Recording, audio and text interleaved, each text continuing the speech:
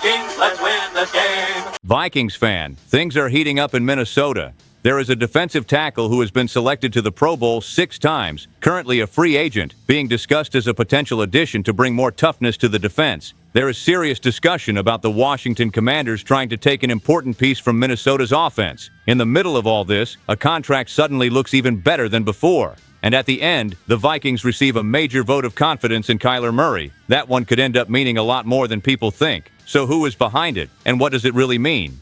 Let's get into it. There is one thing that has been stuck in the minds of anyone who watched this team week after week last season. The middle of the defensive line just did not command respect. Too much space given up, runs breaking through too easily, and in tight games, that becomes the difference. That is where seasons start to tilt. It was not about effort. The guys were out there fighting, but something was missing. That kind of presence that changes a play before it even develops. The kind of player who absorbs a double team and still disrupts the backfield. That profile just was not there when it needed to be. And then, when you take a closer look at the market, a name starts to stand out as a perfect fit for this current situation. We are talking about Calais Campbell, and I can already hear the reaction. 40 years old? Right now? Yeah, 40. But that is exactly why this gets interesting. His game has never been about pure speed. What keeps him going is awareness, strength, refined technique, and a level of consistency that very few players can maintain. And that matters a lot. He has started every single game over the past 3 seasons. That is not a small detail. That tells you his body is still holding up. It tells you he does not disappear. It tells you he is reliable on the field. And when you look at last season's numbers, this does not look like the end. It looks like real production. Constant pressure on the quarterback. Key tackles. Impact against both the run and the pass. He is still affecting plays. Now put that into the Vikings context. The team invested heavily in the interior defensive line last year. A lot of money, high expectations, and still, the results fell short. That creates frustration, on the field and inside the locker room. So when someone like Campbell is available, it stops being an option and starts looking like a need. And there is one more detail that changes everything. There is a real possibility that one of the team's main pass rushers could be moved. If that happens, this defense loses immediate weight. You cannot pretend nothing changes. That would ripple across the entire front. And that makes Campbell an even clearer fit. He is not coming in to be the star. He is coming to stabilize things, to provide a foundation, to hold the level while younger players develop. To be very clear, this is a move for a team that wants to compete now, not a gamble. A smart adjustment. And there is one more thing people do not talk about enough: leadership on the field. This kind of player raises the standard of the group, holds people accountable, organizes, sets the tone. And for a defense trying to regain its identity, that matters a lot. Maybe more than people realize right now. Now think about it. Does that not completely change the feel of this defensive line? Because what comes next involves offense, money, and a decision that could split the fan base. Quick ask, subscribe to the channel, and jump into the comments. Your voice matters here. This is the kind of conversation that gets a lot more interesting when everybody weighs in. There is a topic that starts to get uncomfortable when you look beyond the field. Because the talent is there. No one questions that. Production is not the issue either, but football is not just about that. There is behavior, there is consistency off the field, and that starts to influence decisions inside the organization. That is when things get tricky. And now a situation is emerging that, honestly, not many people expected this soon. The name at the center of it is Jordan Addison. And this is where things get serious. On the field, he is the perfect complement. He draws attention away from the top target, creates separation, runs clean routes, makes big plays. All of that is real. But when you start looking at the full picture, questions begin to show up. There was a suspension. There were internal discipline issues. There were moments that did not sit well in the locker room. And in an organization that values structure and culture, that carries more weight than people realize. Maybe a lot more. To be completely honest with you, situations like this open the door to decisions that go beyond talent. And that is where trade conversations come in. Nothing is happening right now, but people are already projecting scenarios, and one of them involves interest from another team looking to take a competitive leap quickly. The idea? A meaningful future draft pick. Nothing outrageous, but enough to make the front office think. And when you look at it objectively, it makes sense in certain ways. Because at some point, you are going to have to pay this player. And then comes the tough question. Is it worth committing big money with this recent off-field history? That is the part that changes everything. At the same time, trading him means losing an important offensive piece. It is not simple. It is not a light decision. Now here is another layer that makes this even more interesting. There is also movement behind the scenes involving a veteran receiver who has expressed interest in playing with the team's new quarterback. A seasoned player, experienced, someone who could step into that role if changes happen. This does not confirm anything, but it shows the market is already reacting to this situation, and suddenly, something that felt secure starts to look uncertain. That is when fans really start watching closely. And I will tell you, this could easily divide the fan base. Some will say, keep him, the talent is worth it. Others will think better to avoid a bigger problem later. There is no easy answer here, because when you move a piece like this, you change rhythm, you change chemistry, you change everything, and that can directly impact offensive performance during the season, not just on paper, on Sundays. Now stay with me, because the next topic might seem smaller, but it could influence the team more than people realize. There are moves that go almost unnoticed at first. They do not generate headlines. They do not spark major debates. But once the season starts, you feel the impact. Sometimes those are the moves that save you. And that is exactly what happened now on the offensive line. Because if there is one thing that hurt this team recently, it was injuries up front. And when protection breaks down, the entire offense suffers. It does not matter who is under center. That part hits everybody. And now comes a name brought in with a very clear purpose. We are talking about Ryan Van Demark. He is not a star. He is not a headline name. But pay attention to this. He adds real depth. He is the kind of player who steps in when needed and keeps the level from dropping. And over a long season, that matters a lot more than it seems right now. It can swing games in the background. He came from Buffalo, and there was a real chance they could have kept him. They had the right to match the offer. But they chose not to. And that makes you ask, why? The answer is simple, but it says a lot about how the league works. Cost. To be completely honest with you, Buffalo looked at the contract value and felt they could handle the role internally for less. They already had cheaper options, younger players, and they decided to go that route. It was not about not liking him, it was a financial decision, and that opens an interesting perspective for us.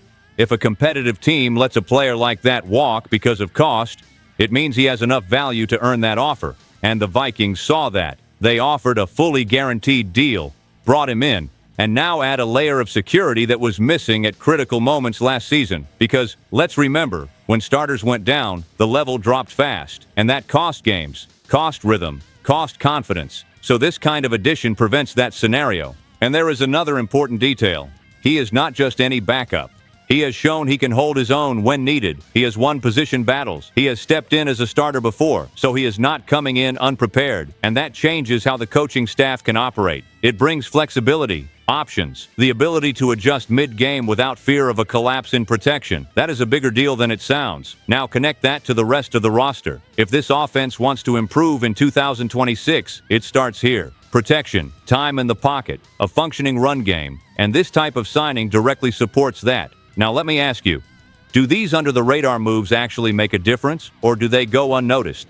Because what comes next involves big money, league status, and a move that quietly put the Vikings in a very comfortable position.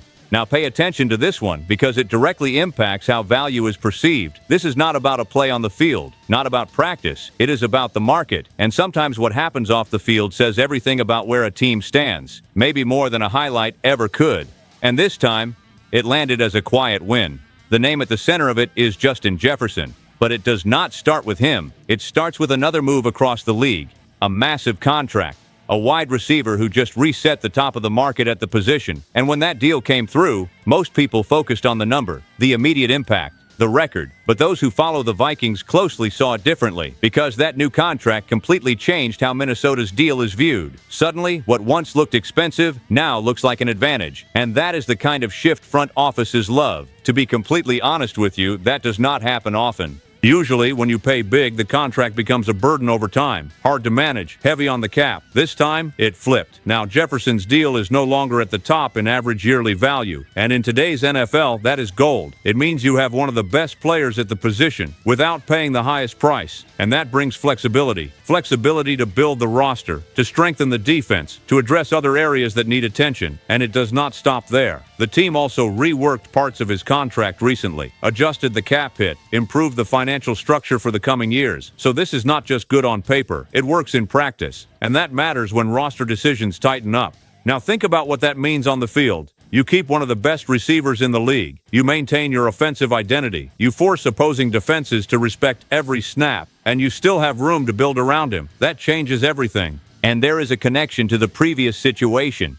When there are questions about other offensive pieces, having Jefferson locked in like this gives stability. You do not lose your foundation. You do not break the system. He remains the centerpiece. And that helps any quarterback, any offensive coordinator, any game plan.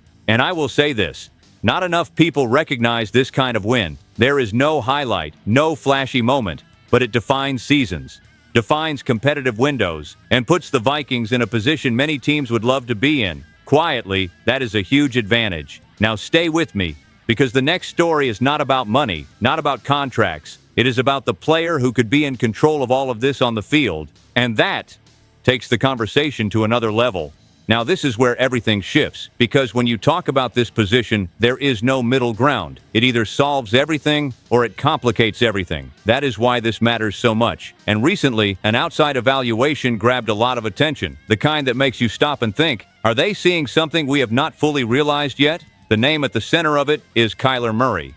But hold on, this is not just social media hype. There is real analysis behind it. A recent evaluation moved him from near the bottom of rankings straight into the top 10 among quarterbacks. And this happened right after he joined the Vikings. That is not random. That gets your attention for a reason. To be completely honest with you, no one jumps that much without a reason. And when you break it down, it starts to make sense. First, his playing style, mobility, the ability to extend plays, a constant threat as a runner. That alone forces defenses to adjust. Every snap feels a little different with that kind of quarterback, but it goes deeper than that. The environment he stepped into here is completely different. A more structured offensive scheme, strong weapons, a system that supports the quarterback. And that matters a lot because when the system works for you, your level rises. And here is another key factor people overlook. Elite receiving talent. That makes reads easier, decisions quicker, confidence higher, and efficiency better. So when you combine mobility, scheme, and reliable targets, you start to see a real path for a comeback at a high level. And this is not just about fantasy football. This is real football impact. That is where the conversation gets serious. Now pay attention to this. That same analysis already points to him as the favorite to win the starting job, meaning he did not come in just as an option. He came in to compete seriously, and that creates immediate pressure on the rest of the quarterback room, on the coaching staff, and on him, because now expectations are real, and when expectations rise, so does the pressure. But I will tell you, this could be exactly what the team needed. A quarterback who can change a game on his own, who brings unpredictability, who forces defenses to respect every snap. If it clicks, everything changes. The offense, the rhythm, the confidence across the entire team. And that leads to the big question.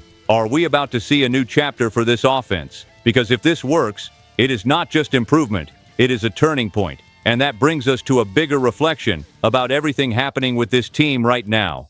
When you put all of this together and look at the full picture, it feels like this team is at a very interesting crossroads. That is what makes this stretch so important. There are defensive adjustments aimed at bringing back physicality. There are real questions about an important offensive piece. There is added depth on the offensive line.